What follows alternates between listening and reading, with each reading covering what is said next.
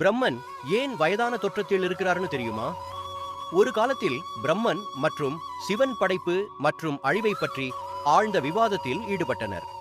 படைப்பாளர் என்ற தனது வேடத்தில் பெருமிதம் கொண்டிருந்த பிரம்மன், படைப்பு இல்லாமல் அழிவிற்கு கோப்புகள் இல்லை என்று பெருமையாக கூறினார். சிவன் அமைதியுடன் ஆனால் உறுதியாக, அழிவு இல்லாமல் படைப்பிற்கு அர்த்தமில்லை என்று பதிலளித்தார்.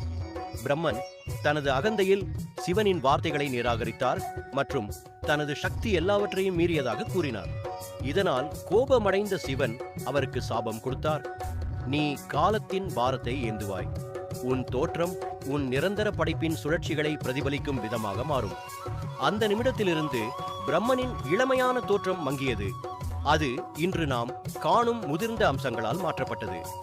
ஆனால் இந்த சாபம் ஒரு ஆசீர்வாதமாகவும் மாறியது. படைப்பும் அழிவும் என்ற நுட்பமான சமநிலையை அவருக்கும்